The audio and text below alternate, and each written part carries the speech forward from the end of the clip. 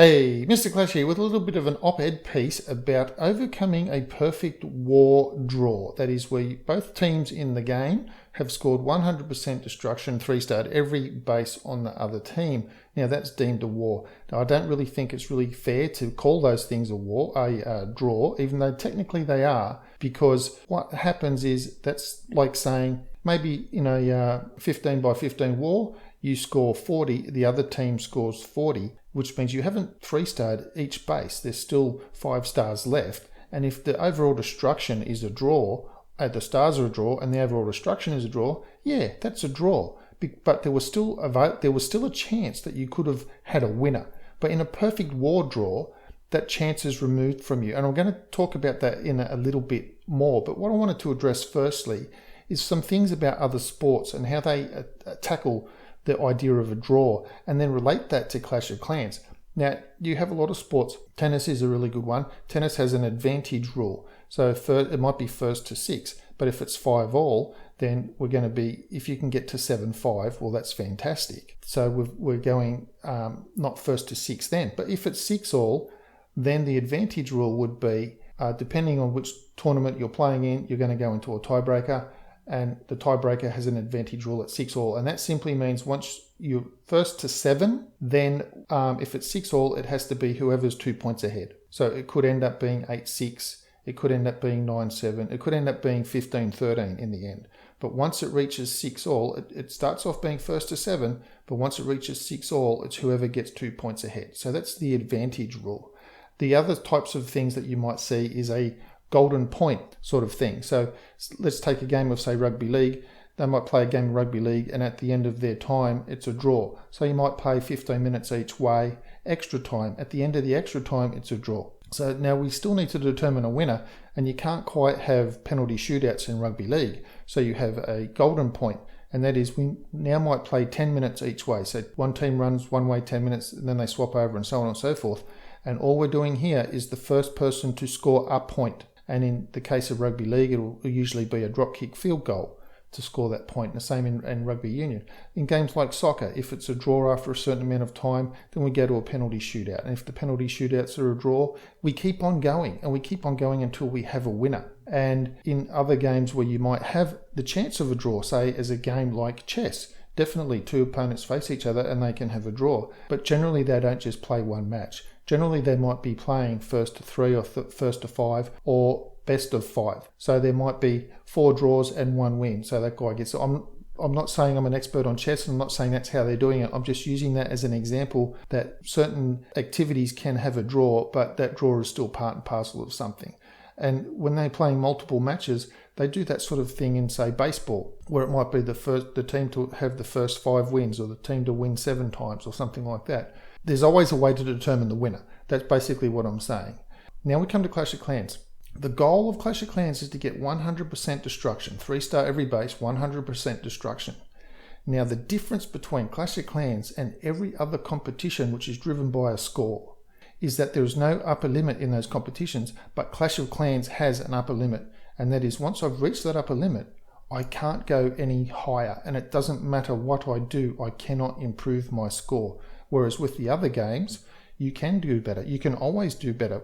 You have the allotted time, of course, but you can always do better. There's no limit to it. So that makes Clash of Clans a little bit unique in terms of having a tiebreaker goes. And so there's a few little suggestions, and I'm going to run through them, and then I'm going to tell you what I think is the best. Now, one thing that is put forward often is, can we look at the fastest time? And that is we have a look at the war statistics, and we have a look at the average fastest attack time. The problem with that, there's a few problems with that one. Number one is that it assumes all bases are created equally and that all attackers are using the same troops and everything equally. Now, what do I mean by that? Some bases are more anti-3-star bases than other bases. They might be more spread out. There might be a base that is anti-ground, which means it's susceptible to air attack, whereas your base is really anti-air, which means it's more prone to a ground attack. Now, I'm pretty sure we can all agree that an air attack takes longer to do than a ground attack, if for no other reason that the air troops move slower. Dragons move slow, balloons move slow, lava hounds move slow. But when you come into a ground attack, your hogs, Valkyries, all that sort of thing, they move through the base pretty quicker. So overall, you're going to have faster ground attacks than you will air attacks. Now, just based on that, the team that has to do all their attacks by air, because the bases that they face are susceptible to air, but really anti-ground bases. It's not fair to say you guys are no good. They are good. They still 3-starred all the bases, so you can't just base that on time. Where my mini account is, they just had a Town Hall 8 war and the opposite team had a Town Hall 9 as their top base. Now, in that instance, a Town Hall 9 should be able to 3-star Town Hall 8s quicker than Town Hall 8s can. And that will lower the overall attack time of that team. So is it fair that that team gets the advantage of not only of having a higher Town Hall base in their war matchup, but because of that fact alone, they are able to achieve faster time? Should they be given the win because of that, even though the other team had to face a higher base?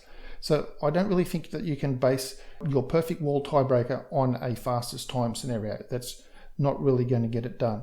Another suggestion is to come out with who gets the perfect war first. The problem with that suggestion is that because most clans are international, it would be determined of who has the most players of the same nationality in the same clan. So you might have an international clan facing a clan that comes from the UK, and the war starts and it happens to be favourable for the people in the UK. So the war starts and they're all awake and they do all their 2 attacks and the whole thing is over within their awake time zone. Meanwhile, on the other side of the world, where most of the other international players are, they're still asleep. So they wake up to find out they've been perfect warred. They didn't even have a chance, unless they wanted to stay up to 2 or 3 o'clock in the morning to do their attacks. So obviously you can't just say who got the perfect war first, because that's not really going to work too well. Another suggestion is, well, maybe we take in the overall weight of the clans. Is that a good idea? Maybe we can say which clan overall weighed less. Well, in that case, we're back to that old engineering problem. The engineers have the lower weight bases, therefore they will win. So that's not really a solution to that problem at all. Another solution is, well, what about the attacks that weren't 3 stars? Maybe we can add up all of those attacks, and maybe we can add up all the attacks that everyone has done in the entire clan, not just the 3-star attacks that were initially done to achieve the perfect war. Sounds great on paper, except it instantly means that every spare attack that anyone has, they'll drop down to the lowest base and everyone will just 3-star that base at the bottom for the extra 100 destruction points for 3-starring that base. So that's not a solution either. Now, the thing with the current destruction percentage, fantastic, yeah, 40 stars out of 45, that's a draw, and I think we can all agree that's a draw. But if I perfect war you, then the game is telling me that you're only entitled to the same thing as that team who is not very good and can't perfect war anybody. And so that's the issue of the perfect war draw. The thing is, like I've said, there's an upper limit and the game is stopping you from going past that upper limit. So we need to look at a way that anywhere else where there's an upper limit, do they have determining ways that they can decide who won and who didn't win? And the answer is yes. And the 2 sports that actually come to mind that implement things where the people cannot achieve any more than they have achieved and they are still tied, those 2 sports are high jump and pole vault. And when I say upper limit, I literally mean upper limit. They cannot jump higher and they cannot pole vault higher than they already have. So how do you determine who is actually the winner? You can't say it's the guy that did it first, because then you're just saying, well, you're back to that same problem. He just happened to be the first one to have a go. So what those sports do to determine it is they have what they call count back. And that is who had the least number of fails to achieve the same result. And in this case, what we'd be looking at is who achieved the perfect war with the least number of attacks. So in a war of 15, you all have 30 attacks. If you took 20 attacks to achieve the perfect war and the other team took 21, then you get the win. It doesn't matter if you took longer to do it, you used less attacks to do it. Now, of course, what that would mean is, if that was the way things were implemented, it would mean that sending any base in any lower town hall to do a scout attack could be death to your hopes of winning.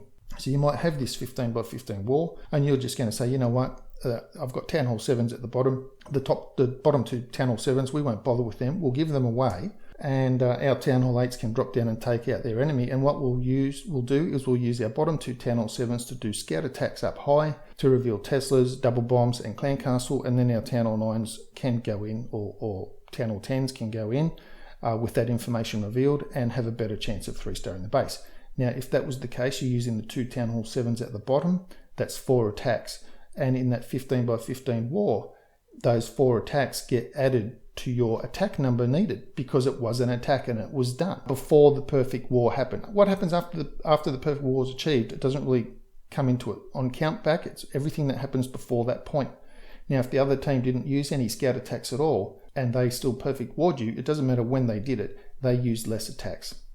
So anyway, my solution to overcome the perfect war draw so that we always have a winner and we always have a loser, is even in a perfect war draw, is to have a system of countback where we're simply saying who achieved the perfect war with the fewest number of attacks. Anyway, that's my solution of coming up with a way to have a winner in a perfect war draw. Let me know in the comments below if you what you think about that, if you agree with it, if you disagree with it, if you see any problems with having a countback system implemented or not. Give me a thumb up if you agree with the video or just enjoyed the thought process involved.